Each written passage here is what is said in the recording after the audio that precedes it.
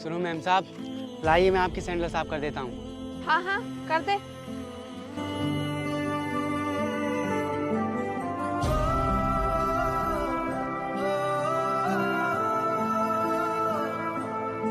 लीजिए मैम साहब, आपके सैंडल बिल्कुल साफ हो गए। अरे यार देख क्या रहा है, हमारे भी जूते साफ कर दे। हाँ यार, हमारे भी जूते गंदे हो रहे हैं। ठीक है साहब, अभी करता हूँ।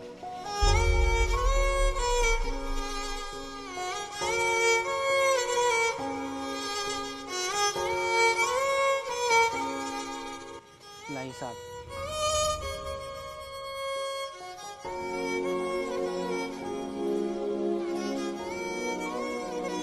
ये लीजिए साहब, हो गए आपके भी जूते साफ। यार इतनी मेहनत की है लड़के ने, कुछ पैसे तो बनते हैं इसके। चल रुक, मैं अभी देती हूँ तेरे लिए पैसे।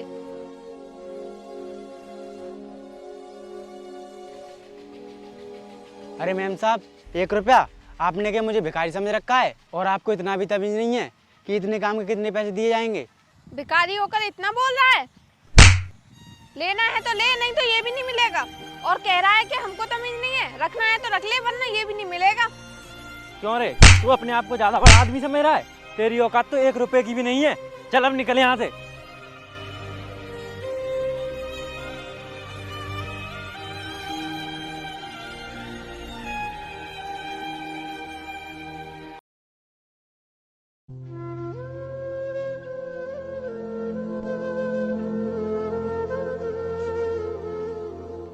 साहब जी, आपकी गाड़ी साफ कर दूं? हाँ कर दे बेटा। ठीक है, मैं तुम्हें बाद में कॉल करता हूँ।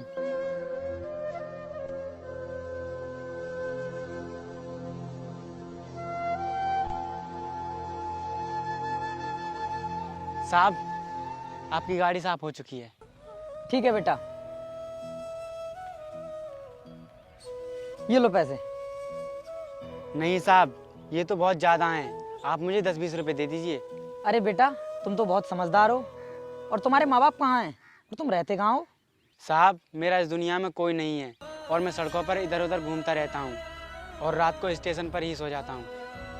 बेटा, जिन हालातों से तू गुजर रहा है ना, ऐसे हालातों में लोग चोरी करना सीख जाते हैं और भीख मांगने लग जाते हैं, लेकिन तुम तो मेहनत से कमा रहे हो। साहब, जब तक मेरे हाथ पैर सलामत हैं, मैं भीख नहीं मांगूंगा, मेहनत से कमाऊंगा। बेटा, तू जो ये काम कर रहा है ना, इससे सिर्फ तुझे एक वक्त का खाना ही मिल सकता है। अगर तुझे काम करने की जरूरत है तो तू मुझे बता, मैं तेरी मदद करूंगा। साहब जी, आप ही मुझे कुछ काम दे दीजिए। बेटा, मैं तुझे आज ही ऑटो रिक्शा लेकर देता हूँ, लेकिन तुझे मेहनत करनी पड़ेगी। ठीक है साहब। तो चल मेरे साथ।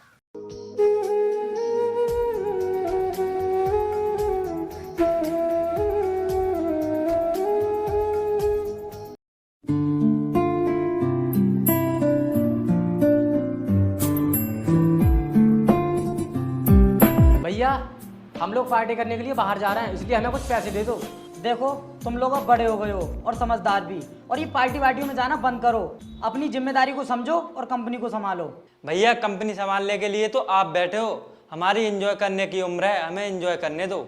हाँ भैया, अभी हमें कंपनी संभाल कर करना ही क्या है, अभी तो हम अपनी पढ़ाई कर रहे हैं। पता नहीं कब अपनी जिम्मेदारी को समझोगे तुम लोग। इस काम के लिए मैं तुम्हें 1 रुपया भी नहीं दूंगा। कुछ भी करो, अपनी मेहनत से कमाओ। हाँ, मत दो हमें आप पैसे। अगर आप पैसे नहीं दोगे तो हम भूखे नहीं मर जाएंगे। देखो, तुम लोग पैसों की कदर करना सीखो। अगर आज तुम पैसों की कदर नहीं करोगे तो कल एक एक पैसे के लिए तरसोगे। हमें ज़्यादा ज्ञान देने की जरूरत नहीं है भैया। जिस दिन तुम अपनी मेहनत से पैसे कमाने सीख जाओगे, उस दिन पता चलेगा तुम्हें कि पैसे की क्या कीमत होती है। चलो भैया, अब हम लोग चलते हैं।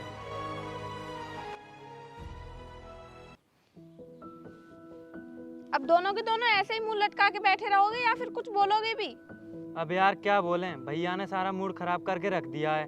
लेकिन हुआ क्या है ये तो बताओ मुझे। यार, हमारे पास बहुत दौलत है, एक कंपनी के मालिक हैं हम, लेकिन हमारा बड़ा भाई सारी प्रॉपर्टी पर कुंडली मार कर बैठा है। तो तुम्हें अपना हक तो छीनना ही पड़ेगा, वरना वो तुम्हें कुछ भी नहीं देगा। भैया कहते हैं कंपनी की जिम्मेदारी संभालो। अब हम कैसे संभाल लेंगे?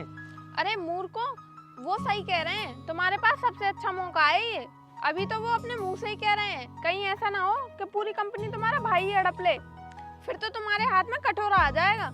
नहीं, ऐसा नहीं होने देंगे हम लोग। तो फिर ठीक है, जल्दी जाओ कंपनी को अपने अंडर में ले लो। लेकिन कंपनी को कैसे संभाला जाता है इसकी तो हमें कोई भी जानकारी नहीं है। अगर कुछ उल्टा सीधा हो गया तो हम बिल्कुल बर्बाद हो जाएंगे।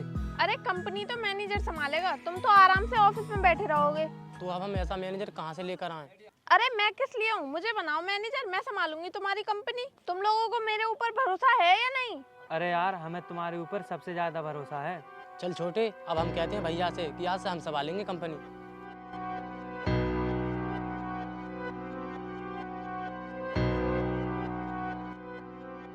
भैया, आप सुबह हमें जिम्मेदारी का पाठ पढ़ा रहे थे ना, तो दो हमें जिम्मेदारी। हम कंपनी को संभालने के लिए तैयार हैं। बहुत अच्छे छोटे, यही तो मैं चाहता था कि तुम कंपनी को संभालो। चलो मैं तुम्हें तुम्हारा काम समझा देता हूँ कि तुम्हें कंपनी में क्या क्या देखना है। हमें कुछ नहीं देखना है, हमें सिर्फ कंपनी में अपना हिस्सा चाहिए, क्योंकि कंपनी को अब हम अपने हिसाब से चलाएंगे। अभी तुम्हें कंपनी के बारे में ज़्यादा जानकारी नहीं है, पहले कंपनी के बारे में सीख लो, उसके बाद उसे हैंडल करना। और कहीं ऐसा ना हो कि तुम उसे बर्बाद कर बैठो। बर्बाद तो आप करके बैठे हो अपनी कंपनी को, इनके हाथों में तो आप कुछ देना ही नहीं चाहते। ए लड़की, तुम कौन हो? और तुम्हारा हम तीनों भाइयों के बीच में बोलने का कोई अधिकार नहीं है। अधिकार है भैया, बराबर का अधिकार है, क्योंकि ये इस घर की बहू बनने वाली है। पागल हो गया है तू? अभी तक मैंने अपनी शादी की नहीं और तू अपनी शादी की बात कर रहा है। भैया, आप पिछले 15 सालों से इस कंपनी में बहुत मजे ले रहे हो, अब टाइम हमारा है, हम भी खूब मजे लेंगे। देखो, तुम लोग मेरी बात समझने की कोशिश करो, वरना हमारी कंपनी पूरी तरीके से डूब जाएगी। डूब जाएगी या आपके हाथों से कंपनी निकल जाएगी? किस बात का डर है आपको? ऐसा कुछ भी नहीं है जैसा तुम बोल रही हो। भैया, अब हमें आपकी कोई भी बात नहीं सुननी है, चुपचाप ये लैपटॉप हमें दो और हमें हमारा काम करने दो। आरती, ये लो लैपटॉप, आज से हमारी कंपनी को तुम संभालोगी। देखो, अगर तुम लोगों से छोटी सी भी गलती हो गई ना, तो हम पूरी तरीके से रोड पर आ जाएंगे। रोड पर ये लोग नहीं, रोड पर तो तुम आओगे। अरे भैया, जल्दी आओ, ऑफिस के लिए लेट हो रहे हैं। इतना लेट क्यों कर रहे हो? अरे आ गया छोटे, इतना क्यों चिल्ला रहा है?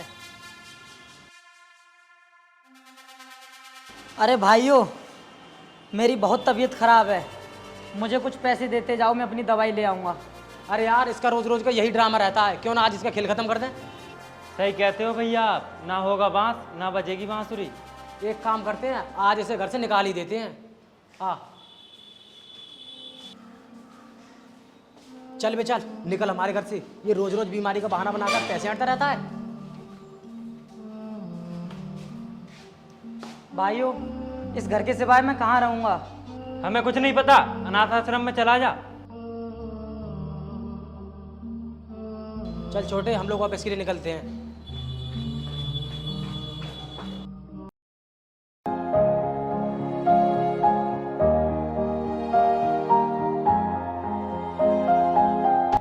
सुनो भाई साहब,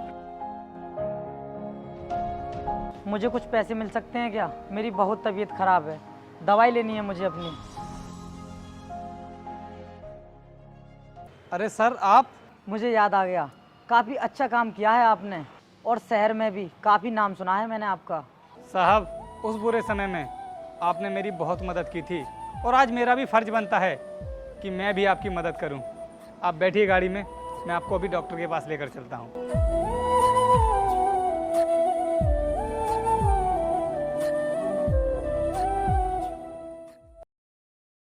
अब यार, मुंह लटकाने से कोई फायदा नहीं है। भैया सही बोलते थे कि तुम इस कंपनी को बर्बाद कर दोगे, और तुम्हें कंपनी के बारे में ज़्यादा तजुर्बा भी नहीं है। लेकिन हम करते ही क्या, हम उनके नीचे नौकर बनकर भी तो नहीं रह सकते थे।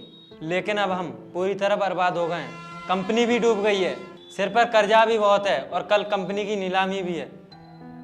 आरती, हमारे पास कितने पैसे जमा हुए हैं? अभी तक तो हमारे पास सिर्फ 5 ही करोड़ हुए हैं। लेकिन यार, 5 करोड़ से कुछ नहीं होगा, बोली 10 करोड़ से स्टार्ट होगी। देखिए, जैसा कि आप सभी को पता है, ये कंपनी पूरी तरह कर्ज में डूब गई है, और इसीलिए आज इस कंपनी की नीलामी होने जा रही है। तो आप लोगों में से जो भी इसे खरीदना चाहता है, बोली लगाइए। 10 करोड़। 10 करोड़ एक, 10 करोड़ दो, 12 करोड़। 12 करोड़ एक, 12 करोड़ दो, 14 करोड़। 14 करोड़ एक, 14 करोड़ दो। मुझे लगता है इससे ऊंची बोली लगाने वाला यहाँ कोई नहीं है, इसलिए ये कंपनी मिस्टर अजय 20 करोड़। भैया, आपके पास इतना पैसा कहाँ से आया?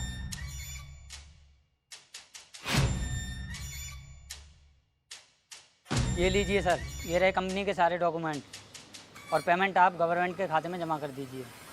ठीक है, अब मैं चलता हूँ। तुम्हें क्या लगा कि तुम इस कंपनी को बर्बाद कर दोगे? तो मैं इसे बर्बाद हो जाने दूंगा? नहीं, मैंने इस कंपनी को अपने दम पर खड़ा किया था और आज इसे हासिल भी कर लिया। भैया हमें माफ़ कर दो, हमसे बहुत बड़ी गलती हो गई। सुनो, मुझे भाई कहने की कोई ज़रूरत नहीं है। अब से तुम्हारा मेरा रिश्ता बिल्कुल खत्म। ये सब क्या बोल रहे हो भैया आप? दूर हो जाओ मेरी नज़रों से। अब तुम्हारा इस कंपनी पर कोई अधिकार नहीं है। अरे तुम जैसे नालायक भाइयों को भगवान कभी माफ़ नहीं करेगा। और तुम्हें याद है बचपन में जब तुम लोग बीमार होते थे तो तुम्हारे बड़े भाई घर पर डॉक्टरों की लाइन लगा दिया करते थे और इनके थोड़े से बीमार होने पर तुमने इन्हें घर से बाहर कर दिया। अरे शर्म आनी चाहिए तुम लोगों को। तुम्हारी हर ख्वाहिश पूरी करते थे ये। भैया हमें माफ़ कर दो, हम अपने किए पर बहुत शर्मिंदा हैं। लेकिन ये लड़की तो बोल रही थी कि कंपनी को संभाल लेगी, लेकिन अब क्या हुआ? सर वो सब तो मैंने पैसे के लालच में आकर बोल दिया। कोई बात नहीं सर, इन लोगों को माफ़ कर दीजिए, आखिर हैं तो आपके भाई ही। अगर आप कहते हो तो मैं इन्हें माफ़ कर देता हूँ, लेकिन ये माफ़ करने के लायक नहीं है। धन्यवाद भैया हमें माफ़ करने के लिए।